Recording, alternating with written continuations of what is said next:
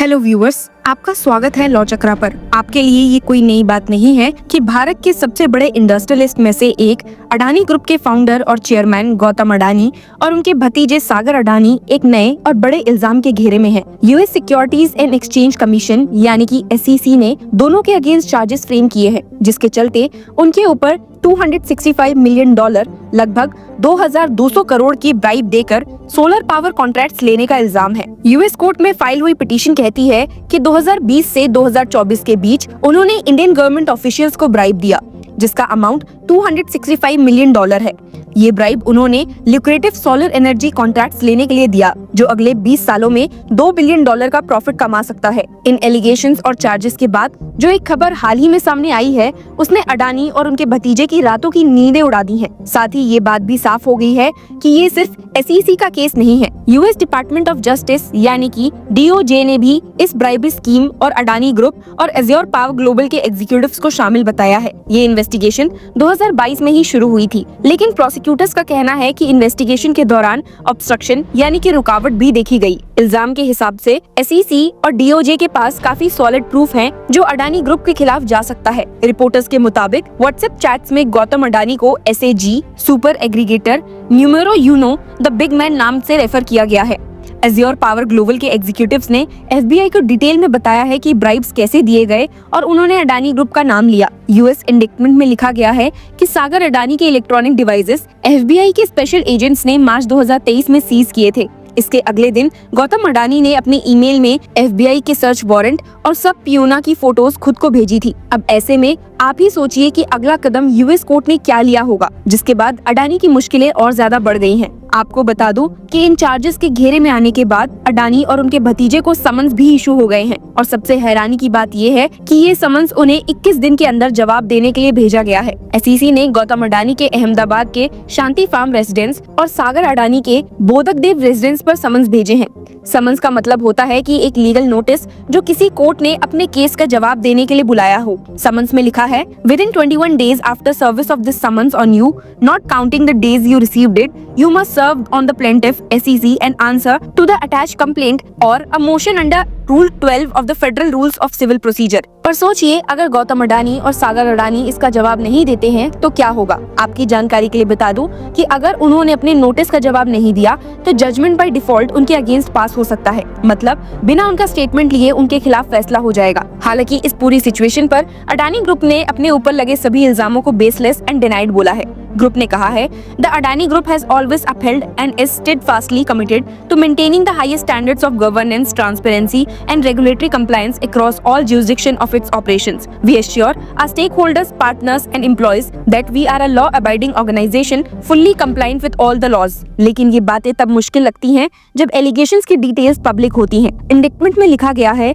the defendants orchestrated an elaborate scheme to bribe Indian government officials to secure contracts worth billions of dollars and lied about the bribery scheme as they sought to raise capital from US and international investors। एक और बात ये भी सामने आ रही है कि अडानी को पहले से ही पता था कि उनके अगेंस्ट प्रॉब होने वाले हैं।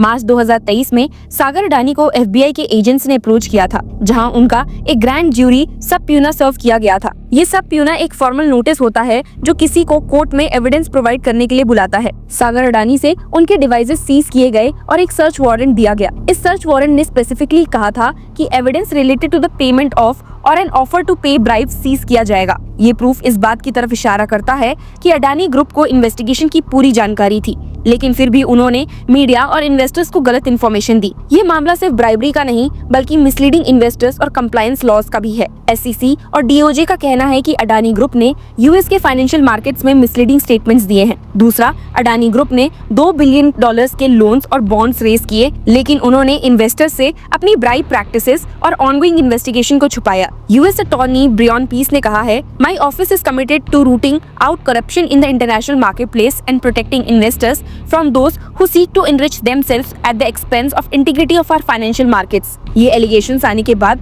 अडानी ग्रुप के शेयर्स में जबरदस्त गिरावट देखी गई। रिपोर्ट्स के मुताबिक सिर्फ एक ही दिन में अडानी ग्रुप के स्टॉक्स ने 2.2 लाख करोड़ का मार्केट कैप लूज किया। इन्वेस्टर्स ने ये क्वेश्चन उठाया कि अगर ग्रुप को इन्वेस्टिगेशन के बारे में पता था तो उन्होंने डिस्क्लोजर्स क्यों नहीं किए। ये सब तो बातें हुई यूएस कोर्ट और SEC की, पर क्या इंडिया में भी इस कंट्रोवर्सी का कोई असर हुआ है? जी हाँ, इंडिया के security and exchange board of India यानी कि सेबी ने भी अडानी ग्रुप के ऊपर एक प्रिलिमिनरी इन्वेस्टिगेशन शुरू की है। सेबी का फोकस ये देखना है कि क्या अडानी ग्रुप ने listing obligations and disclosure requirements rules का वायलेशन किया है या नहीं। मार्केट एक्सपर्ट्स का कहना है कि अगर सेबी की प्रिलिमिनरी इन्वेस्टिगेशन में कुछ सीरियस फाइंडिंग्स आई तो एक फॉर्मेट एडजुडिकेशन प्रोसेस शुरू हो सकता है, लेकिन सेबी के नॉर्म्स के हिसाब से ऑनगोइंग इन्वेस्टिगेशंस पर पब्लिक कमेंट्स नहीं किए जाते। हालांकि एक्सपर्ट्स ने फिर भी इस पर बहुत कुछ कहा है। अडानी के ऊपर लग रहे इल्जाम एक बड़े इशू को हाईलाइट करते हैं, कॉर्पोरेट ट्रांसपेरेंसी और अकाउंटेबिलिटी।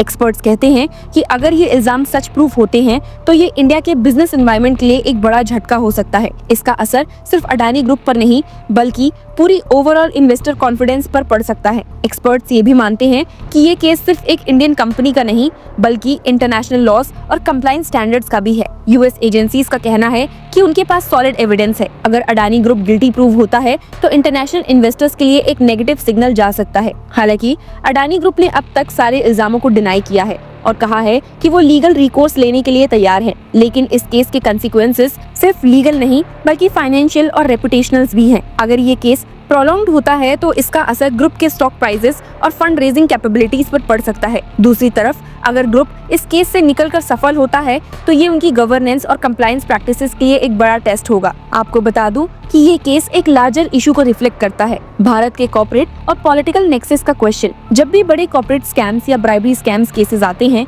तो एक सवाल उठता है कि क्या इंडियन रेगुलेटरी बॉडीज और लीगल सिस्टम इस तरह की इश्यूज को प्रोएक्टिवली एड्रेस करते हैं। यहाँ सेबी का रोल भी स्क्रूटनी के अंडर है कि उन्होंने पहले इन मैटर्स को एड्रेस क्यों नहीं किया। ये मामला सिर्फ एक ब्राइबरी केस नहीं बल्कि इंडियन कॉर्पोरेट गवर्नेंस के लिए एक वेकअप कॉल है, क्योंकि जैसे कि हमने कहा कि अगर अडानी ग्रुप गिल्टी प्रूव होता है तो ये एक मिसाल बनेगा कि करप्शन और अनएथिकल प्रैक्टिसेस को कितना खोखला बनाया जा सकता है, और अगर ग्रुप इनोसेंट प्रूव होता है तो एक मिसाल बनेगा कि कैसे एलिगेशंस के अगेंस्ट एक स्ट्रॉन्ग कॉर्पोरेट डिफेंस खड़ा किया जा सकता है। जैसे कि एल्बर्ट आइंस्टाइन ने कहा था, in the middle of difficulty lies opportunity. ये केस भी भारत के कॉर्पोरेट वर्ल्ड के लिए एक नई शुरुआत हो सकती है अगर इससे सही तरीके से हैंडल किया गया। So stay tune with law chakra for more legal updates on Adani case and keep sharing your views in the comment section. Thank you. AIB crack करना है लेकिन कैसे करें स्मार्ट स्टडी और इफेक्टिव स्ट्रैटेजीज का use? No stress, हम लेकर आए हैं आपके लिए एक अल्टीमेट सोल्यूशन। लॉ चक्रा के साथ आपको मिलेगा टॉप नॉच टिप्स और proven techniques specially for AIB और advocate on record Nishant Verma के इनवैल्यूएबल इनसाइट्स के साथ 30 नवंबर को ज्वाइन करिए हमारे एक्सक्लूसिव वेबिनार में, जहां आपको मिलेगा ओपन बुक एग्जाम का सही तरीका और वो सब कुछ जो आपके AIB प्रिपरेशन को बूस्ट करेगा। हर क्वेश्चन का जवाब, लाइव इंटरैक्शन और एक्सपर्ट से अपने डाउट्स क्लियर करने का एक मौका। AIB टफ तो जरूर है लेकिन राइट गाइडेंस के साथ ये अचीवेबल है। 30 नवंबर हमें ज्वाइन करिए और अपने सपने को एक और स्टेप अपने करीब लाइए। Register now.